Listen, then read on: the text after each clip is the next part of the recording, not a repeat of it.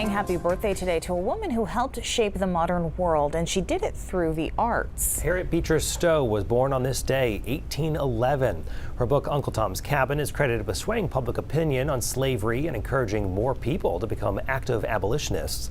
The Beecher family were known throughout New England for outspoken views on abolition, tolerance, temperance, and women's rights. Harriet Beecher Stowe was born in Connecticut. However, she wrote Uncle Tom's Cabin here in Maine. Her husband got a job teaching theology at Bowdoin, so they moved to Brunswick in 1850. The Stowes only lived in Brunswick for 2 years, but in that time, Harriet Beecher Stowe tended to her 5 kids, gave birth to another, ran a school, and wrote Uncle Tom's Cabin. She also held public readings of the work, and Joshua Chamberlain was in her audience. Eventually, long after Harriet Beecher Stowe and her family moved, the home became an inn. Then in 1999, it went to the auction block, and News Center Maine's Susan Kimball was there. I got a $400,000 opening bid, where's $500? 400, you want to bid 5, bid 500, bid $500,000 and go. 400, you want to bid 5. Most of these people were here for the drama. There were only about a half dozen serious bidders at the auction, and within a few minutes, that number was down to 2. 7.5, you're going to bid half, bid half, you're going to bid $750,000 and go.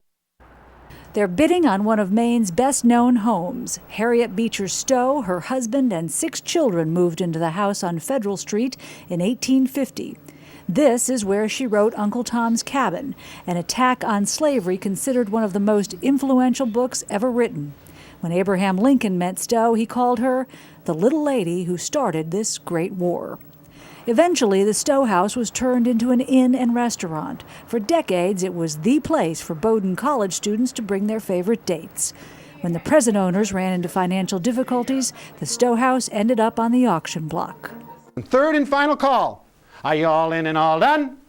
Bingo, you bought it for $865,000 to bidder number 474. Give him a big hand!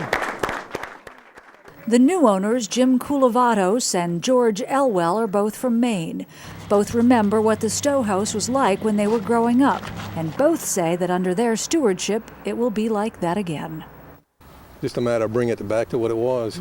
I remember it in its heyday, and it was quite a place. And years ago, it used to be thriving business, and I think we're going to continue that and build it up where it used to be.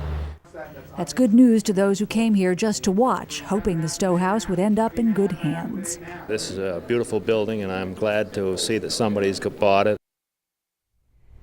Susan Kimball reporting in 1999. 2 years later, Bowdoin bought the house. They put in extensive renovations using old photos and historic building techniques to restore it to the way it looked with Harriet Beecher Stowe living there. Today, it houses faculty offices and Harriet's writing room, which is a space that's open to the public. $860,000 in 1999. Yeah. Can't imagine. Not too shabby then. Not at all.